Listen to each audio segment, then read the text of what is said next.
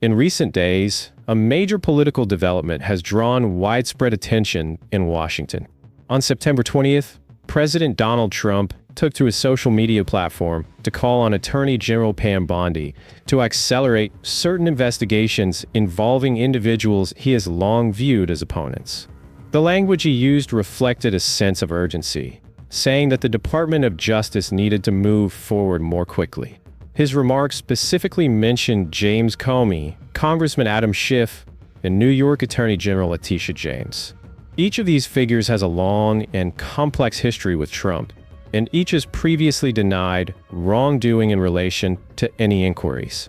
The dynamic is particularly interesting because of the history between these individuals and Trump. James Comey, for example, was the FBI director who oversaw the early stages of the investigation into Russia's election interference and its possible connections to Trump's 2016 campaign. That investigation later concluded that there was insufficient evidence of criminal conspiracy, but the fallout was politically explosive, leading to Comey's dismissal by Trump in 2017.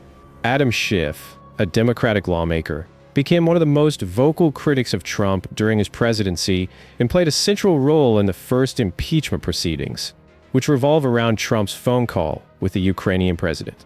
Letitia James, as New York Attorney General, pursued several civil actions involving Trump, including a high-profile case that resulted in a large financial penalty before an appeals court later intervened. Trump's public call to action did not end there. On the same day, he also announced his intent to nominate Lindsey Halligan, a senior White House aide, as U.S. Attorney for the Eastern District of Virginia.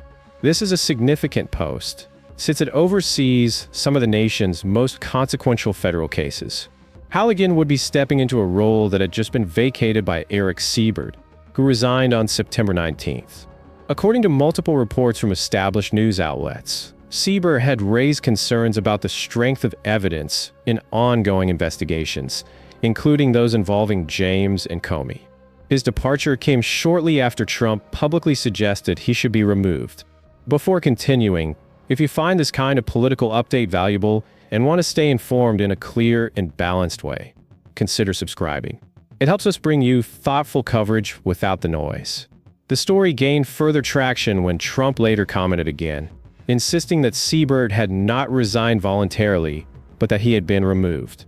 In his follow-up remarks, Trump reiterated his confidence in Attorney General Pam Bondi, describing her as dedicated and careful, while also expressing optimism that Halligan would bring what he described as much-needed momentum in pursuing justice.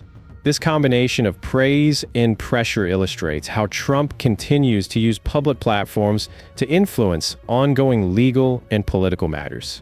What makes this episode particularly compelling is the broader narrative arc. For years, Trump has clashed with the same set of officials: Comey, Schiff, and James. Each chapter of that ongoing struggle has unfolded in highly publicized ways, from the dismissal of Comey, to the impeachment led by Schiff, to the courtroom battles with James. The latest developments do not resolve those disputes, but rather reopen them, suggesting that these storylines will remain active in the months ahead. It is important to stress that all of the individuals named have firmly rejected any allegations of misconduct. They argue that such inquiries are politically motivated. Independent reporting has highlighted the disputes inside the Department of Justice, including disagreements about whether there is sufficient evidence to proceed with certain cases. This context underscores the complex balance between politics and law, a balance that has often been at the center of public debate throughout Trump's political career. The progressive unveiling of these events, first Trump's post, then his nomination of Halligan, then his follow-up comments about Siebert, keeps public attention engaged, and that is very likely intentional. Each new message adds a fresh layer to the unfolding drama, even as many details remain uncertain. Supporters of Trump may see his actions as long overdue steps to hold rivals accountable, while critics view them as attempts to politicize the justice system. The tension between these perspectives ensures that this story will not fade quickly. Ultimately, this moment captures how intertwined politics and law have become in the United States. It also shows how the use of public platforms, particularly social media, can directly shape the course of political and legal conversations.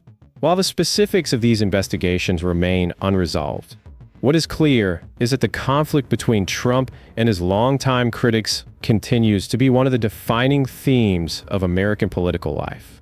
The days and weeks ahead will reveal whether these calls for action result in tangible legal developments, or whether they remain another chapter in a long-running battle of words and strategies.